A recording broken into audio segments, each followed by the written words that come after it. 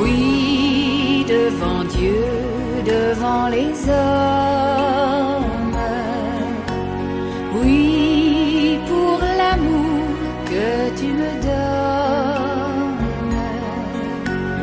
Et pour qu'un jour je te pardonne. Si malgré toi tu m'abandonnes. Pour les joies et pour les peines et pour les lois qui nous enchaînent. Chers auditeurs et auditrices de Radio Immaculée Conception, chers invités présents dans cette salle du Centre Paul VI de Cotonou, bonsoir et bienvenue à ce 39e débat bimestriel du cercle de réflexion et d'évangélisation, les mots de ma foi, les jeunes s'interrogent. Débat qui sera modéré ce soir par moi-même, Mona Lisa Paloma Rounou, et par Désiré Adjafon. Bonsoir Désiré. Bonsoir chers sœurs, bonsoir chers invités, bonsoir chers auditeurs et auditrices Radio Immaculée Conception.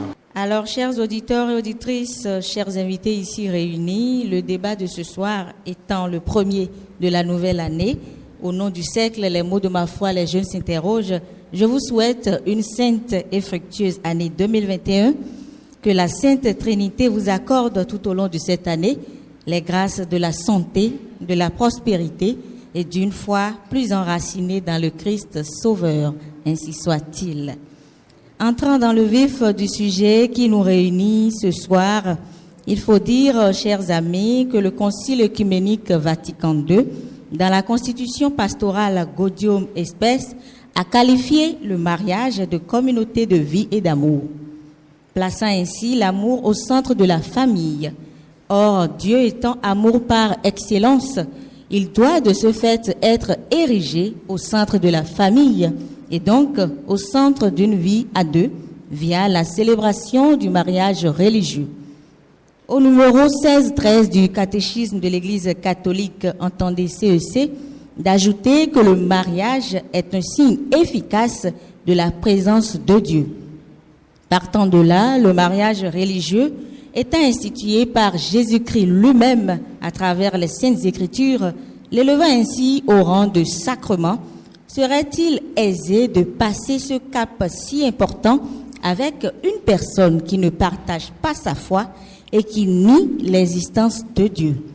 Pourrait-on cohabiter avec une personne qui ne croit pas au fondement divin du mariage et qui n'appartient pas à la même confession religieuse que soi? Qu'il vous souvienne, chers amis, que lors de notre précédent débat de novembre 2020, nous avions parlé des mariages mixtes et avec disparité de culte. Le débat de ce soir étant le prolongement de ce dernier débat, nous nous demandons s'il serait possible pour une personne catholique de partager sa vie avec une personne appartenant à un ordre ésotérique et précisément à la franc-maçonnerie. Aussi, nous nous demandons si l'Église accepterait de célébrer un tel mariage. Ces interrogations et bien d'autres qui nous taraudent l'esprit, tapis dans le cœur de nos jeunes, feront l'objet des discussions de ce soir. Et pour étancher notre soif de questionnement, nous avons invité pour vous la sœur Lydie Divoedo, qui est sœur oblate, catéchiste, petite servante des pauvres, entendez sœur au CPSP. Mais elle n'est pas que cela, n'est-ce pas, Désiré?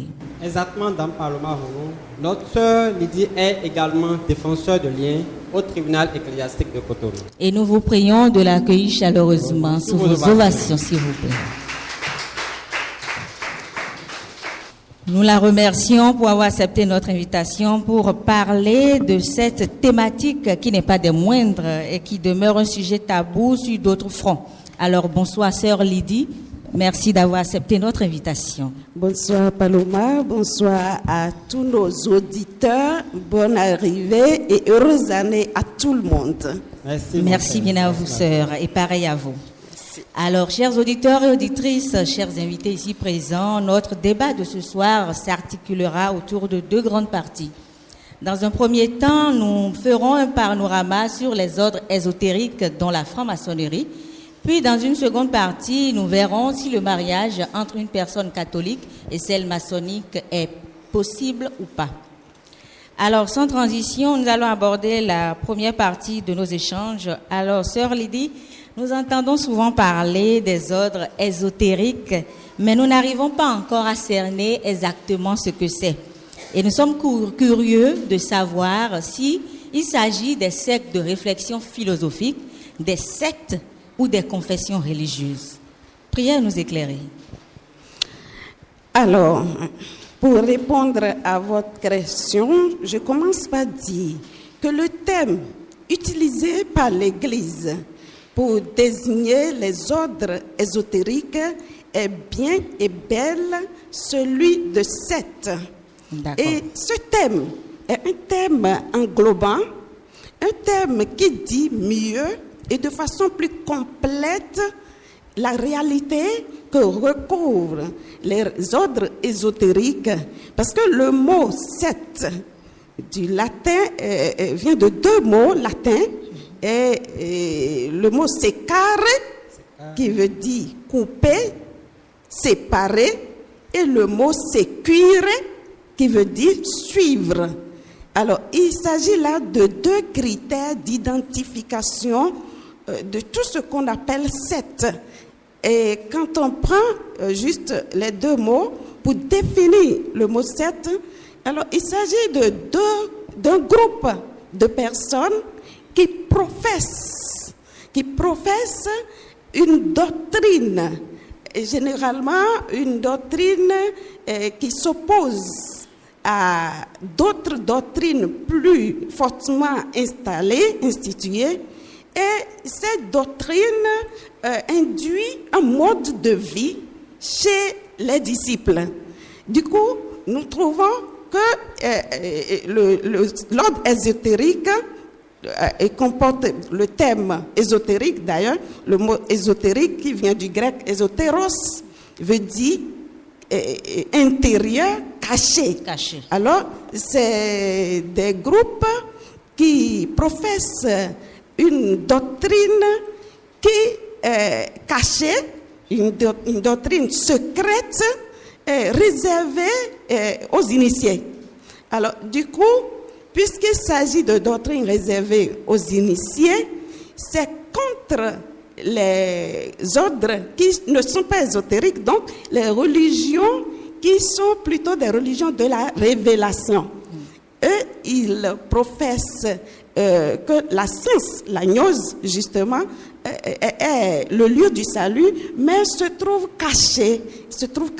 Il faut passer nécessairement par un chemin mystérieux d'initiation pour avoir accès à cette connaissance qui est le salut.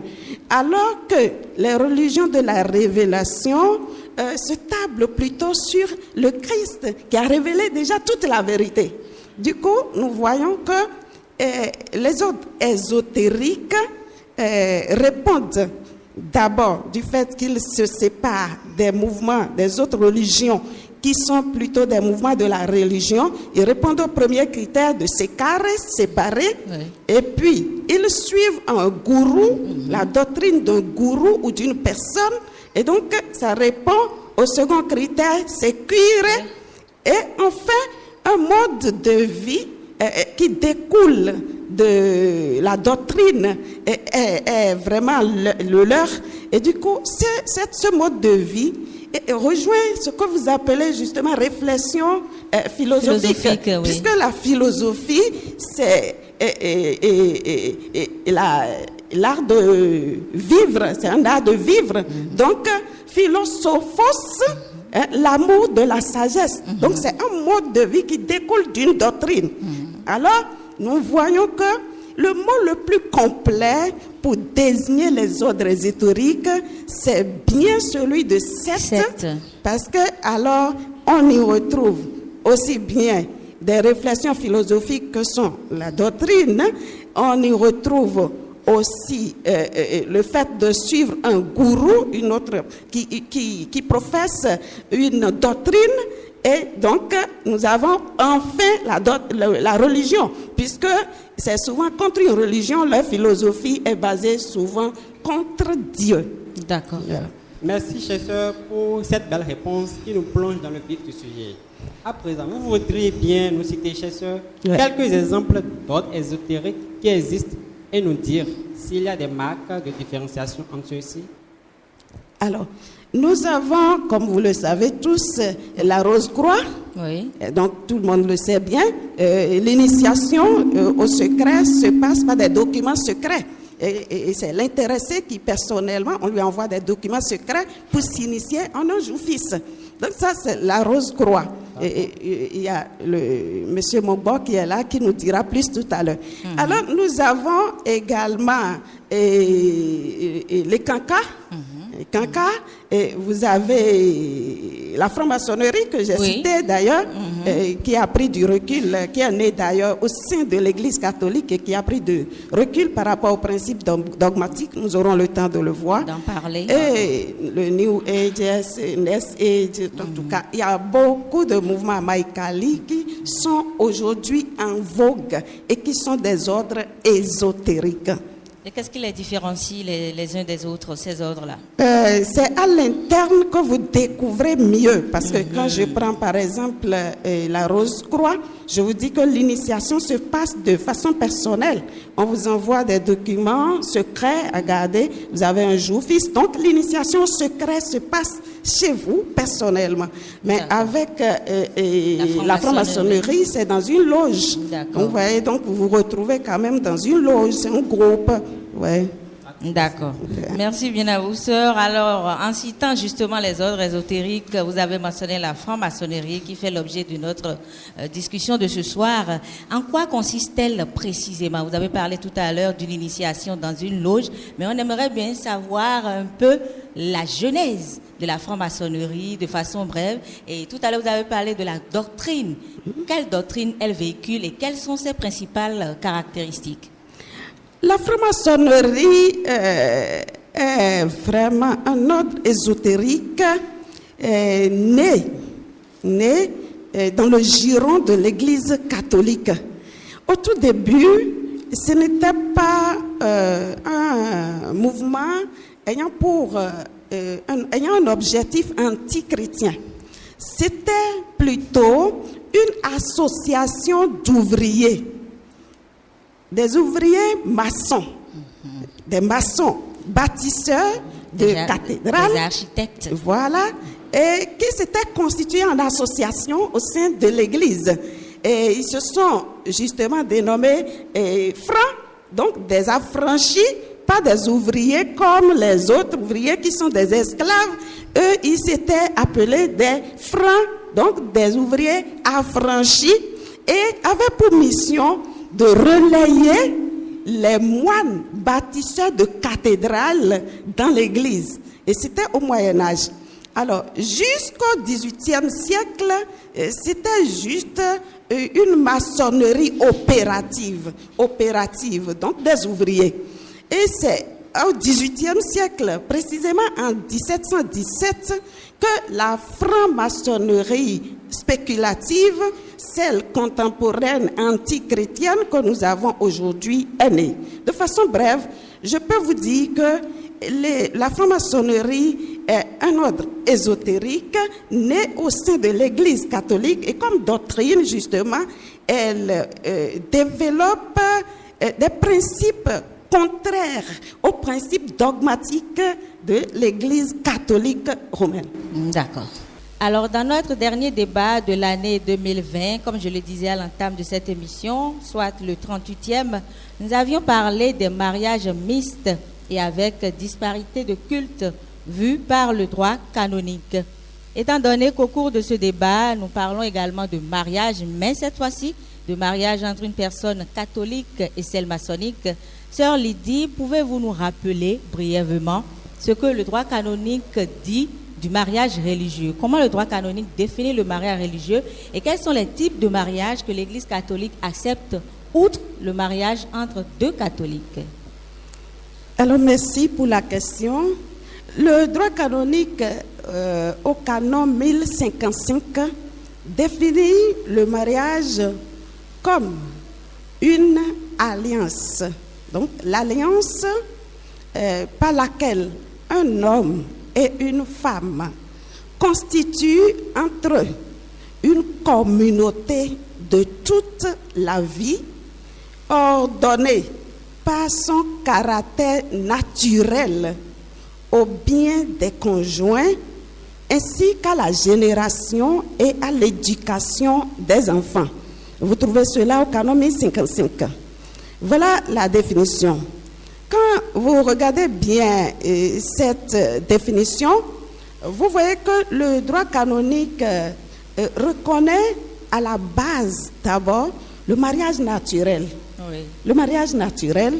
Entre un homme et une femme. Voilà. Et le mariage naturel, mais un mariage naturel qui repose sur les propriétés et les fins essentielles du mariage. Parce que si la relation doit porter le nom de mariage, il y a des conditions. Ce n'est pas une relation comme toute autre. C'est ça. Donc, la précision tourne autour des propriétés essentielles que sont l'unité oui, et l'indissolubilité. Donc, il faut nécessairement que la relation puisse s'asseoir sur ces propriétés, on dit essentielles, l'être est serré. Donc, l'être du mariage, ça commence par les propriétés et les fins.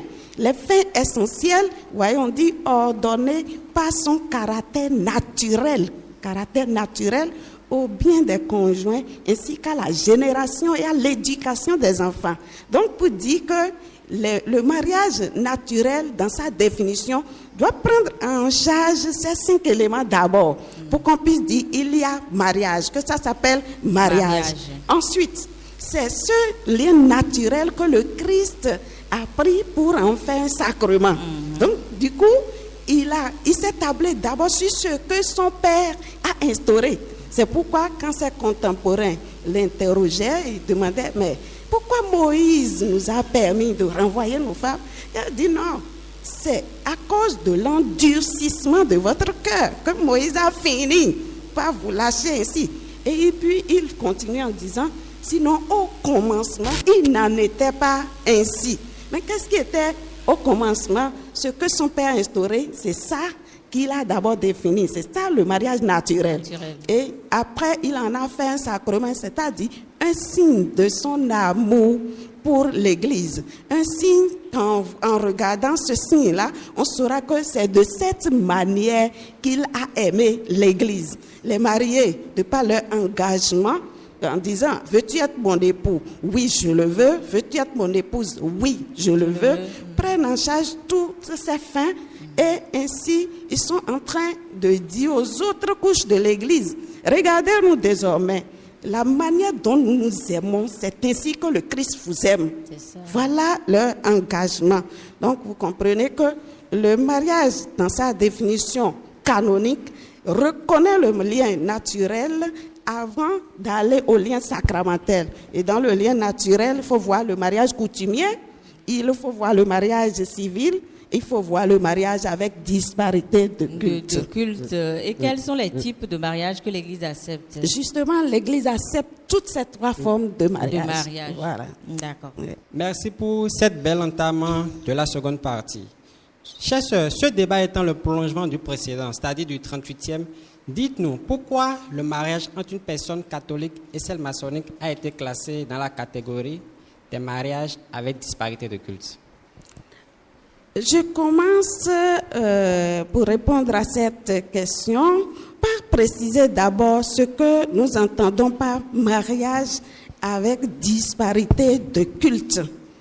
Il s'agit d'un mariage qui, à la base, est parti du principe qu'il y a 2 païens et l'un est venu à la foi catholique par le baptême. Donc, il devient baptisé. Et l'autre partie garde son statut de païen. Alors, les deux vont au mariage. C'est ce mariage qu'on appelle mariage avec disparité de culte.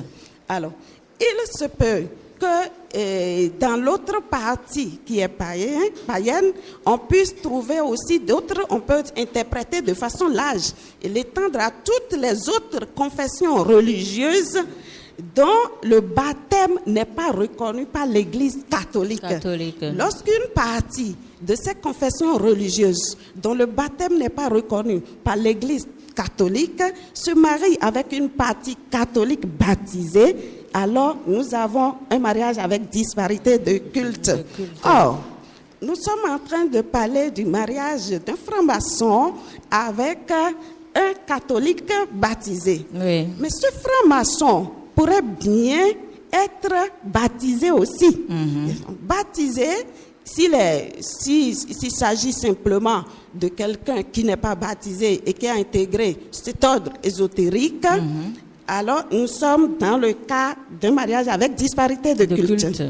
Mais s'il s'agit d'un baptisé qui vient par exemple d'une confession religieuse dont le baptême est reconnu par l'Église catholique, je veux parler des protestants par exemple, mais pas tous les protestants. Les baptistes. Il y a les baptistes et non les méthodistes. Oui. Donc, cette partie qui vient de cette confession où il a été baptisé, c'est un baptisé dont le baptême est reconnu par l'Église. Oui. Et s'il prend une partie chez nous, qui est un baptisé catholique, nous avons deux baptisés. Oui. Certes, l'autre vient d'une confession dont le baptême n'est pas reconnu par l'Église. Et donc, nous disons que cette confession n'est pas en pleine communion avec l'Église catholique.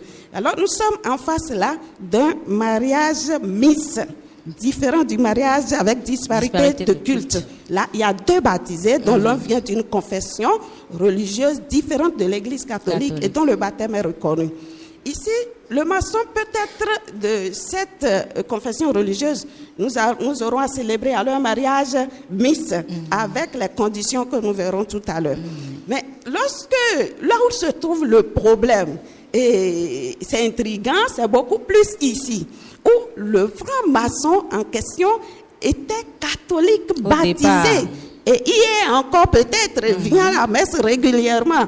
Donc il est baptisé dans l'église catholique et il veut prendre une partie de l'église catholique. À l'ordinaire, nous célébrons un mariage sacramentel en bonne et due forme. Il n'y a pas question d'aller prendre une autorisation, une dispense particulière. Rien. Donc ça se célèbre normalement. Mais lorsque la partie qui est venue de l'autre côté est en état de péché grave, c'est-à-dire il s'est inscrit, nous le verrons avec l'historique tout de suite, il y a un souci au niveau de sa foi, de la profession actuelle de sa foi. Et cela relève fondamentalement de ce que nous appelons maintenant mariage. Parce que quand on dit mariage sacramentel, sacrement, c'est qu'on veut avoir le signe de l'amour du Christ pour l'Église, alors qu'il ne professe plus cette foi-là. Alors que le mariage de deux baptisés catholiques a un objectif. Nous avons deux baptisés. Chacun, venant de la foi catholique, a fait l'expérience particulière de l'amour du Christ, l'amour gratuit, désintéressé, dont le Christ l'a aimé. Et dans la préparation au mariage, on parle justement de la préparation au mariage en termes d'itinéraire de foi. Parce que c'est le lieu où on fait découvrir à nouveau aux baptisés l'amour gratuit, l'amour dont le Christ l'a aimé, dont Saint Jean nous parle. La preuve que Dieu nous a aimés, c'est qu'il est mort pour nous alors que nous étions encore pécheurs. Donc, c'est cet amour désintéressé, cet amour oblatif que l'on fait découvrir dans la préparation au mariage à notre sujet baptisé catholique. Et justement, à son tour, il a le devoir, la mission d'aimer tout le monde avec cet amour. Il se doit de séduire son entourage avec cet amour oblatif. Alors, lorsqu'il veut aimer quelqu'un, en admettant les soubassements des faits et des propriétés déjà dans une relation matrimoniale, les deux baptisés ne peuvent s'aimer que de cet amour oblatif. La réciprocité, alors, donne automatiquement le signe de l'amour du Christ pour l'Église. Parce que les deux sont baptisés. Oui. Et avaient pour mission de s'aimer profondément. Oui. Et donc de témoigner de cet amour oblatif. Les deux transposent simplement dans leur relation cet amour dont ils voulaient témoigner seuls. Et ils veulent maintenant en témoigner en communauté. Oui. Donc, ce sera une communauté. C'est pourquoi, normalement, une communauté de baptisés qui se retrouvent dans un mariage, non, son foyer devrait tenir. Normalement, parce que chacun est une mission.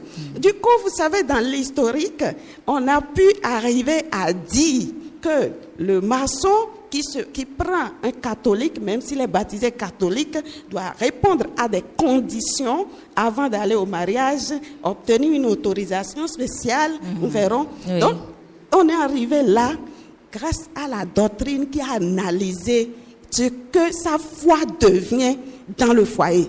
Et nous verrons dans cette doctrine qu'en 1717, où la franc-maçonnerie est née, l'Église catholique n'avait même pas réagi. Jusqu'en 1938, les autorités protestantes d'Amsterdam et de La Haye, donc en Hollande, étaient les premières à réagir contre les rencontres, les tenues des maçons. Ils interdisaient à leurs ouailles d'aller à ces rencontres-là. Donc, cela s'est passé en 1735 déjà. Et en 1737, les autorités protestantes de la Suisse ont également réagi, interdisant cette tenue. Ils appellent tenue leur rencontre. Et il en était de même des autorités protestantes en 1738, ceux du Nord-Allemagne. C'est seulement en 1738, donc 21 ans après sa naissance, que Clément XII, le pape Clément XII, a envoyé une bulle. Et il s'agissait d'une déclaration de l'incompatibilité de cette foi maçonnique avec celle catholique. Donc en 1738, 21 ans après.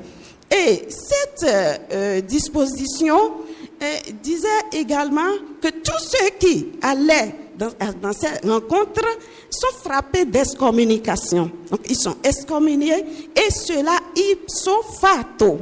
C'est-à-dire automatiquement. Ouais. Nous disons en droit, c'est que c'est une sentence, une décision late sentencia, c'est dit automatiquement. La faute contient la sanction. Si tu commets ça, va en même temps. La faute contient la sanction. La loi te frappe en même temps. En même temps. Donc tu n'as pas à attendre une décision de justice. Tu pars. Alors donc ici, c'était comme ça que la bulle du pape Clément XII avait pris la disposition. Maintenant, par la suite, il y a eu beaucoup d'écrits. La doctrine de l'Église a beaucoup écrit parce qu'on a eu 371 écrits, donc déclarations pontificales entre 1738 et 1980. 371 déclarations des papes. Et puis plus de 2000 références des congrégations de la doctrine de la foi, de la pénitencerie. Donc, la curie romaine également a réagi. Donc, on ne peut pas dire que le peuple, les chrétiens n'ont pas eu d'informations. L'Église a beaucoup écrit dans ce sens-là. Oui. Et nous avons le pape Léon XIII qui, par le document Humanum Genus, a beaucoup plus insisté sur la question. Alors, c'est après toutes ces dispositions que le droit canonique va réagir. Le premier code de droit canonique qui date de 1917, qui a été publié par le pape Benoît XV, c'est le premier document qui va reprendre en compte la disposition de la bulle du pape Clément XII.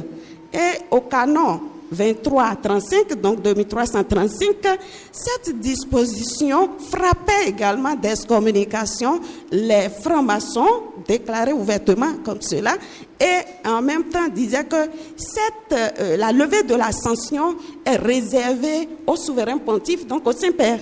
Et donc c'était une disposition du code de 1917. Et vous voyez, ce code est né 200 ans après la franc-maçonnerie. Oui. Et donc, juste après, nous aurons maintenant le code de 1983, l'actuel code de droit canonique.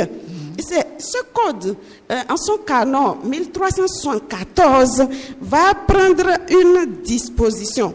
Mais cette disposition restera dans une norme générale. Parce que le principe était de prendre des dispositions d'ordre général pour pouvoir prendre en compte les mouvements qui étaient devenus plus nombreux. Parce que ce n'était plus la franc-maçonnerie seule. Donc voilà, donc on a pris une disposition d'ordre général au canon 1374. Si vous permettez bien, je vais lire ce canon qui dit ceci. Qui s'inscrit à une association qui conspire contre l'Église sera puni d'une juste peine. Mais celui qui y joue un rôle actif ou qui la dirige sera puni d'interdit. Vous voyez, qui conspire, donc qui s'inscrit d'abord. Vous vous inscrivez à une association qui complote contre l'Église. Donc, vous êtes d'abord frappé d'une peine juste, et nous verrons. Et puis, si d'aventure vous y militez, vous êtes là pour promouvoir la chose, ou bien vous êtes là pour diriger même la chose, que la peine ira crescendo. Oui. Donc, ce dernier sera frappé d'interdit, c'est-à-dire qu'on va limiter vos droits. Normalement, comme fidèle, j'ai des droits fondés sur mon baptême. On va les limiter. On va dire, tu ne pourras pas communier. Tes funérailles ne seront pas célébrées. Tu ne peux pas recevoir l'onction des malades. Tu ne peux plus te confesser. Donc, il y a tant de dispositions, nous les verrons tout à l'heure. Donc, ici, vous voyez, si on confronte les deux dispositions, vous verrez qu'ici, le canon ne parle plus de la franc-maçonnerie ouvertement.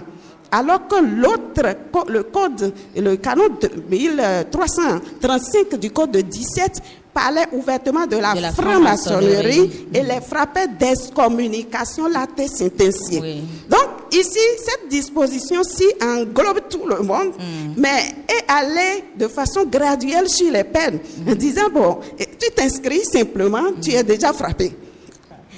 Merci, sœur Lydie. Alors, chers auditeurs, auditrices, chers invités, nous allons inviter sur ce plateau monsieur Victor Mongbo, et qui a bien voulu partager avec nous son expérience à visage découvert. Même si le masque est là, tout au moins il est là physiquement, en présentiel, et nous allons lui demander humblement, respectueusement, de nous rejoindre sur ce plateau pour qu'en quelques minutes, il partage avec nous son expérience. Merci de l'ovationner, s'il vous plaît.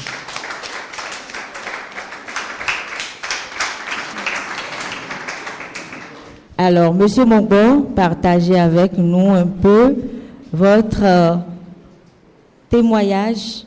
J'ai commencé par recevoir le baptême dans notre église catholique le 2 juin 1962. J'étais en train de terminer ma classe de 6e au lycée Béanzin. Je passais en classe de 5e. Et le 11 juin 1962, je suis sorti de l'église et avec la ferme résolution de ne plus jamais y remettre pied. Et cette résolution-là, je vais la tenir pendant 30 ans. Et c'est dans ma 44e année que j'ai eu la grâce de la première rencontre avec le Seigneur Jésus. Et c'est à la suite de cette conversion que je suis revenu dans l'église catholique. Et j'y suis depuis 30 ans également. D'accord.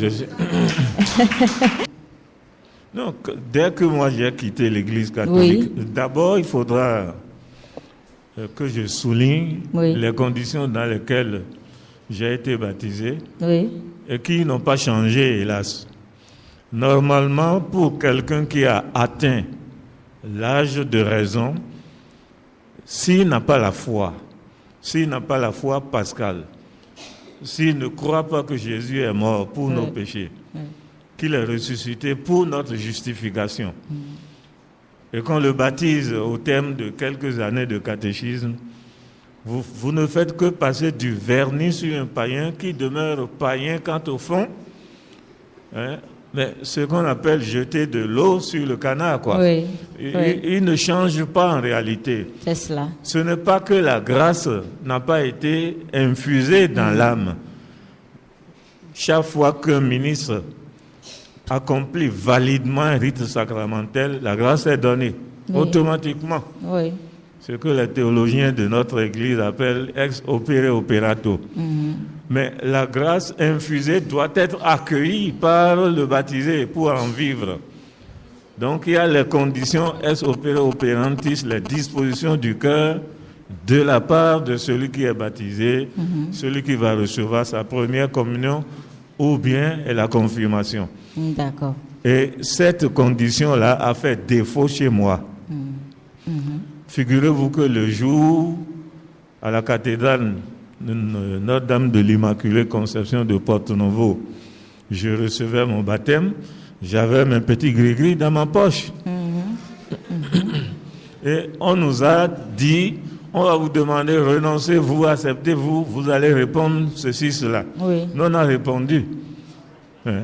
En dépit du gris-gris qui était là. Cette réponse ne traduisait aucune conversion. Oui. Rien, c'est-à-dire les dispositions païennes traditionnelles du petit béninois que j'étais, du petit Dahomey à l'époque, n'ont pas changé. Dans ces conditions, il a suffi d'une décision que l'aumônier du lycée Béanzin de l'époque, qui s'appelait Père Maxime Gaume, SMA, il a suffi d'une décision qu'il a prise contre moi pour que je me fâche. Alors, la foi ne doit pas être placée dans une personne, mais en Jésus. Ce n'est pas en l'aumônier que je crois. Il a beau avoir pris une mauvaise décision contre moi, selon ma compréhension de l'époque, cela ne saurait justifier ma sortie fracassante de l'Église, comme cela a été le cas. Alors, une fois que je suis sorti, l'aventure a commencé. D'abord, je suis retourné aux divinités païennes, que je n'ai jamais quitté en réalité. Et puis il y a d'autres aventures. Quand je suis devenu fonctionnaire, j'ai adhéré à la Rose-Croix, j'ai adhéré ensuite à la franc-maçonnerie et au Maïkali. J'étais en train de lorgner vers et cancard quand le Seigneur est venu me chercher. Et cette fois-ci, il m'a donné la grâce de la foi pascale. Parce que si vous avez l'âge de croire et que vous ne croyez pas, vous recevez un sacrement, vous le recevrez pour vous amuser. Et c'est un problème qui est toujours actuel dans notre Église. On catéchise, mais on n'évangélise pas. Et le Seigneur a dit, ceux qui croiront et seront baptisés seront sauvés. Ce n'est pas ceux qui seront catéchisés, seront baptisés, seront sauvés, non. Et si vous prenez le catéchisme de l'Église catholique, il y a beaucoup de numéros qui soulignent la chose, particulièrement le numéro 1427. Vous pouvez aller lire. La proclamation du kérigme est destinée à ceux qui ne connaissent pas encore Jésus. Pas à ceux qui le connaissent. Mais il n'y a pas de kérigme, il n'y a rien.